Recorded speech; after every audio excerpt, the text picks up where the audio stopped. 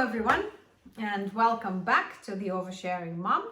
So we are continuing our conversation about fertility, how to boost fertility naturally. Once again, we have an amazing challenge coming up in January, but you need to sign up now because there are certain things that we recommend for you to go through in order to prep yourself. It's not an ordinary challenge. It's not like one of those get rich challenge or this or that. It's actually, because it's a natural process, we need to prep our bodies, help ourselves. And yes, throughout the challenge, we'll give like amazing information and as well as actual challenges for you to try and to experience it for yourself.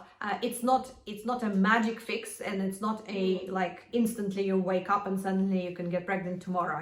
It's a process, but it's an enjoyable one. And and also let's be gentle to ourselves. Like, let's not do like if it's a crazy hardcore shred for 2 weeks and then we don't do anything. That's not what we're aiming for. It's like in fitness as a comparison. Yeah, it's more of a consistent lifestyle and change. kind of gentle as well. Don't scare people with lifestyle change. Like, that always sounds dramatic. Okay, it always sounds like I need to change my lifestyle. No. God. Small changes, small step by step implementing.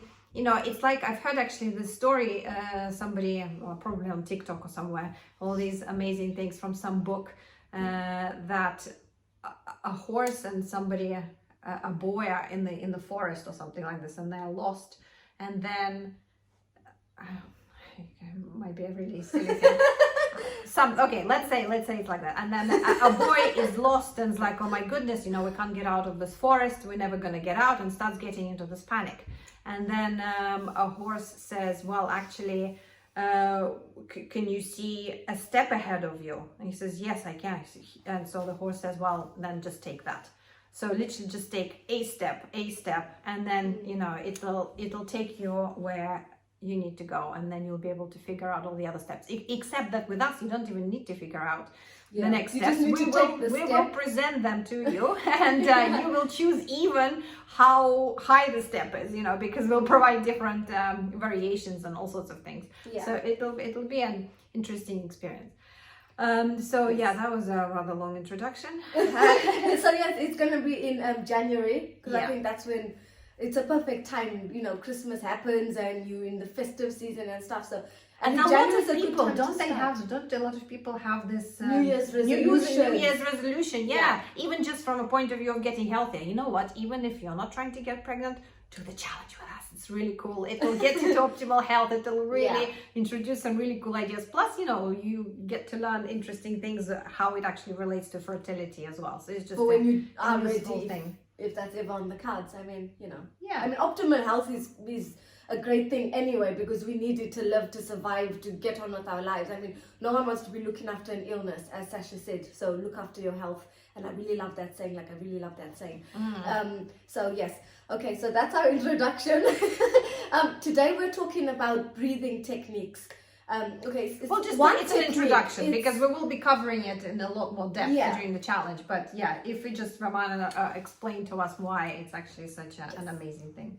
Yeah, I think for now, just as an introduction, and just to help again with getting to that favorable environment.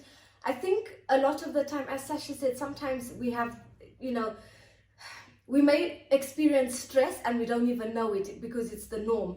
But I think there is always a time when you have that unsettled feeling inside, and you might be feeling anxious, or you might be feeling stressed out, or deflated. You're just not feeling right within yourself, or you're hyperventilating, panic attacks, all these kind of things. And that is bad, because it doesn't take us to the favorable environment. It starts creating adrenaline in our body, which is fight or flight. And this is what we don't want, because if we have adrenaline in our bodies, we can't get pregnant. So then we can refer to a breathing technique to help us calm down, to sort of flush out that adrenaline, to get rid of it and start creating oxytocin and endorphins. Yeah, exactly. That's what we want. We want the love hormone, because the baby's gonna come from love. So you want the love hormone. You want to feel good. You want to be relaxed. I mean, you don't want to be feeling all anxious and stuff. And sometimes it's easier said than done. And sometimes it can be a more serious thing. But I think with the little steps, if this breathing technique helps, I find with me personally it helps. Like sometimes even just with the pregnancy now, I feel sick, or sometimes I feel like Anxious? I feel anxious, or like my stomach. Do you know when you just feel like the inside is going grrr, like I don't know, it just feels unsettled. And I started doing this breathing technique. And you know what? We can actually do it now together. We're going to do this exercise because why not? I think it's a fun thing. So we're going to breathe in through our nose for 4 seconds, and then we're going to breathe out through our mouths for 8. Now you always want to breathe out for a longer time than you're breathing in, because otherwise, think of when you're hyperventilating, that doesn't work. So we need to breathe in through our nose for 4 and out through our mouths for 8. If you can't do that, when I first did it, I couldn't do the 4 and 8, so you can do 3 and 6. But anyway, let's try. Okay, maybe let's start 3 and 6, you know, if it's your first time. So let's do it. So in through our nose.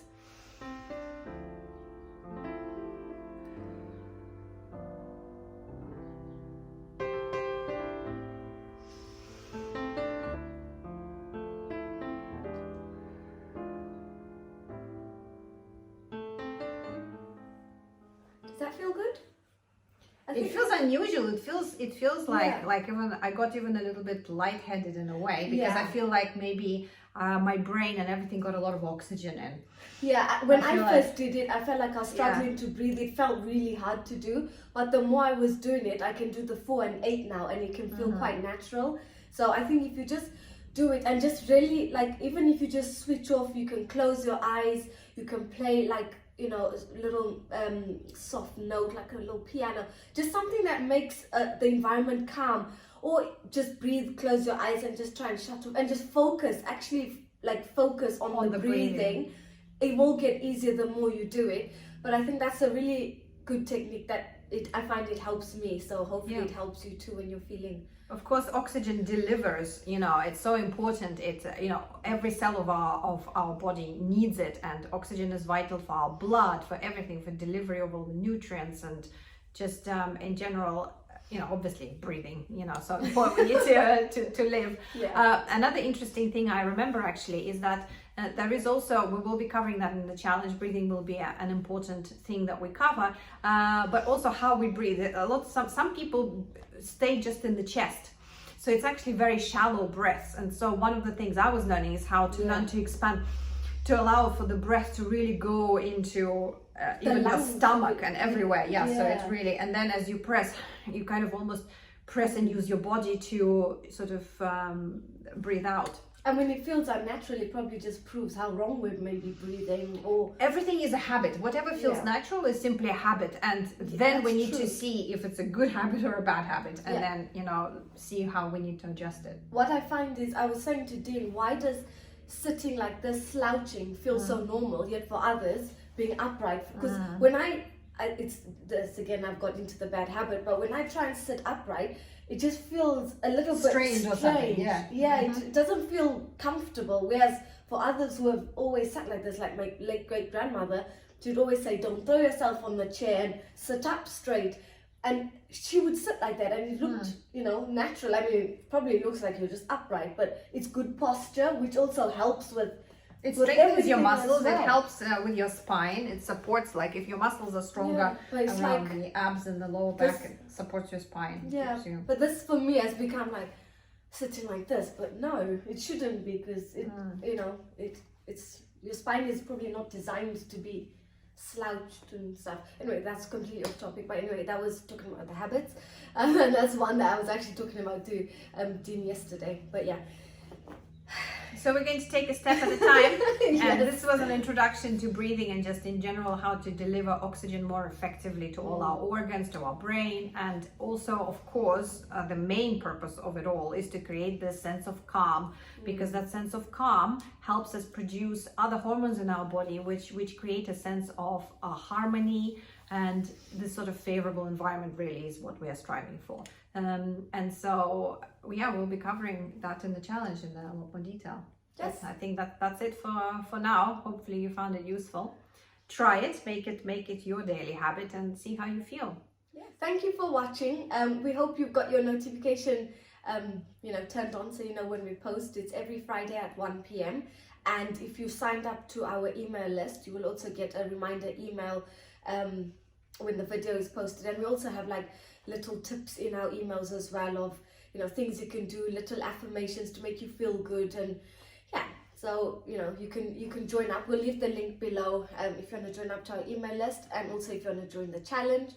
But for now, that's goodbye from us. Yeah, bye. Bye bye.